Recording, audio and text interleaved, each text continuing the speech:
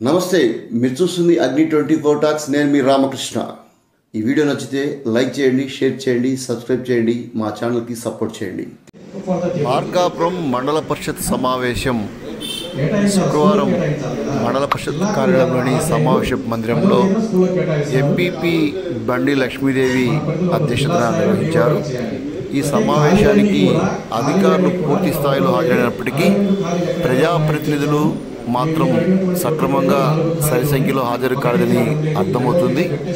ZPTC నారు బాబర్ రెడ్డి గారు అందుబాటులో లేకపోవడము, ఎంపీటీసీ కూడా తక్కువ మంది హాజరు కావడం, ఇక సర్పంచులు కూడా ఏళ్ల మీద లెక్కేసే విధంగా చాలా తక్కువ మంది హాజరు కావడం ఆలోచించాల్సిన విషయము. ఇక్కడ పాలన ఏదైతే ఎంపీపీ వ్యవస్థ ఉందో పూర్తిగా వైసీపీకి సంబంధించింది కావడము, అధికారంలో కూటమి ప్రభుత్వం ఉండడంతో సరిగా పనులు జరగకపోవడం వల్లనే వీరందరూ కూడా పెద్దగా ఆసక్తి చూపడం లేదా మీటింగ్లకు అనే అనుమానం వ్యక్తమవుతుంది. అయితే దీనిపైన ఎంపీపీ మాత్రం అలాంటిదేం లేదు, పండుగ రోజులు కావడంతో ఎక్కువ మంది హాజరు కాలేదంటూ దాన్ని దాటవేసే ప్రయత్నం చేయడం కూడా గమనించవచ్చు. ఇదంతా ఎలా ఉన్నా ఇక్కడ అధికారులు నిలబడి సమాధానం చెప్తుంటే మాట్లాడుతుంటే ప్రజాప్రతినిధులు నామినేటెడ్ పోస్టులో ఉన్న వ్యక్తులు కాలు మీద కాలేసుకొని కూర్చొని దర్జాగా వాళ్ళను ప్రశ్నిస్తుండడం పట్ల జనం విస్మయం వ్యక్తం చేస్తున్నారు.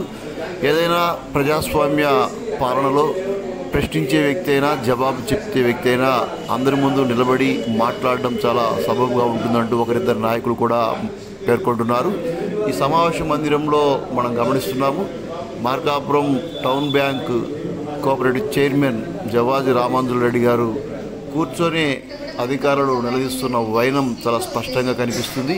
దీని పట్ల అధికారుల్లో కూడా తీవ్ర అసంతృప్తి వ్యక్తమవుతున్నట్లుగా అర్థమవుతుంది.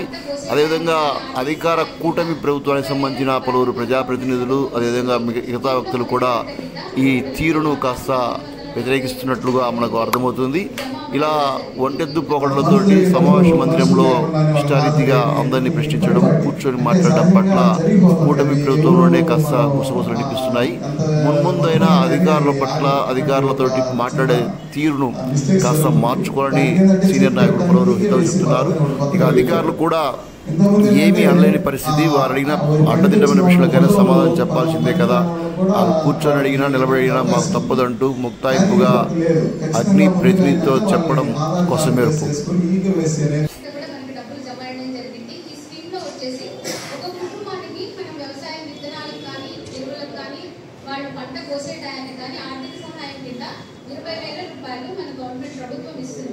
దీంట్లో మొదటి విడత కింద మన మండలంలో దాదాపు 945 మంది రైతులకి జమ అవ్వడం కూడా జరిగింది. దీంట్లో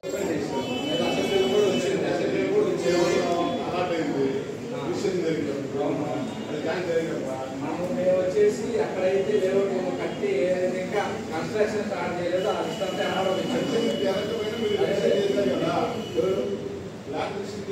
అది రెవెన్యూ వాళ్ళు వేయించారు.